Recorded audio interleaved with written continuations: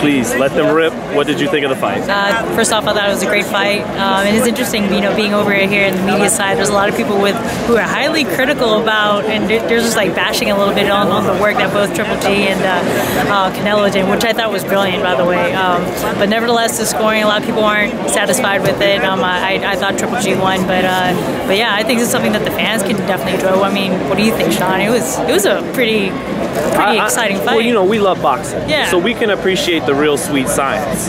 But casual fans wanted Hagler-Hearns, and they didn't quite get that. Really? You didn't think so? They didn't get Hagler-Hearns, that's for sure. See, but the thing is like, these are two middleweights, right? Height of their career right now, right? Biggest stage. And I felt like it was just so tactical. It's so tactical. They didn't want to give it up too much. Like in the beginning rounds, I don't know if you saw this, but I kind of felt like Triple G was getting too really pumped up. He overextended a couple of times. You know, he's like, I really want to take this guy out, which probably got him a little tired, as we saw in the later rounds. Like both these guys were tired. Right. But to get that one knockout shot, it's like whenever I watch Canelo, and I could see he was tactically trying to pace himself from the pressure that Triple G was doing, because it's relentless from the first second all the way down to the final second. Triple G, whether he got hit with an uppercut or not, he kept coming, right?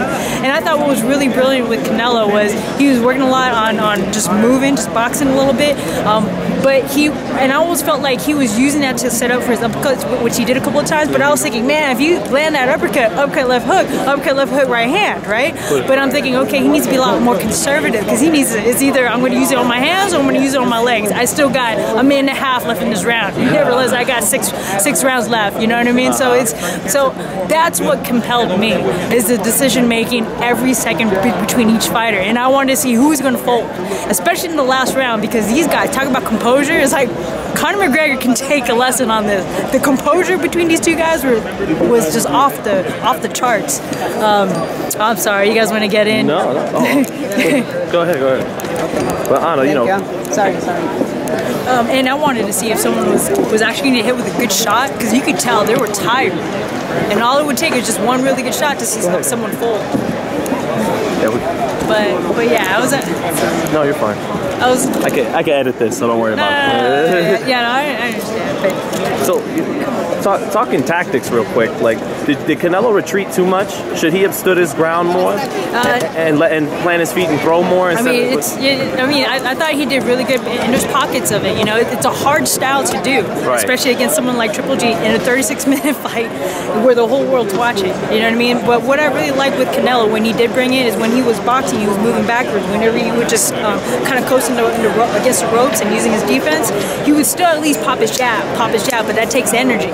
You know what I mean? So to be so disciplined and to just know yourself, your entire body, to know, to have that stream of consistency, it's tough, you know. So yeah, it's a tough style to do, and as we see, it's not something that you can defeat Triple G with. Who won the fight? I edged it out for Triple G. It was a really close fight, So are you not up in on, because a lot of people here are really disgusted with the draw.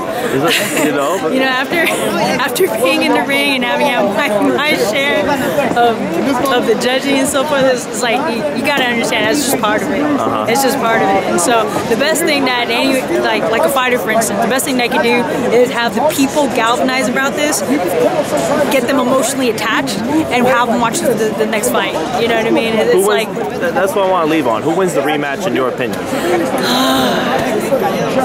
Okay. In my opinion, I feel this may be the best physically for Triple G, being 35.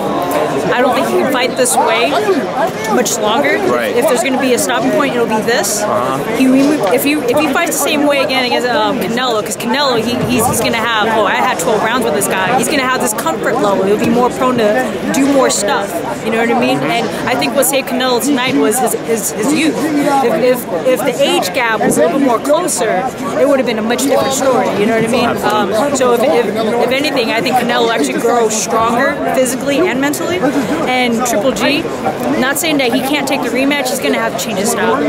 He can't fight physical on physical. He needs to fight more technique, tactics, strategy versus the younger fighter. You know what I mean? So at this level, even right now, it's a very physical fight, but it was so mental up to the last second. It's going to continue on being mental, how both fighters are going to react and respond after this, and it depends on what kind of crowd they're going to surround themselves with. Are they going to be down and out, or are they going to be up and ready for the next set? You know what I mean? Yeah. Before they meet again on their next match. So there's a lot of moving parts to it. It's so deep. It's so compelling. This is what draws me into the sport. Anna, thank you for taking us to school once again. Oh, I appreciate it. Thank you so much.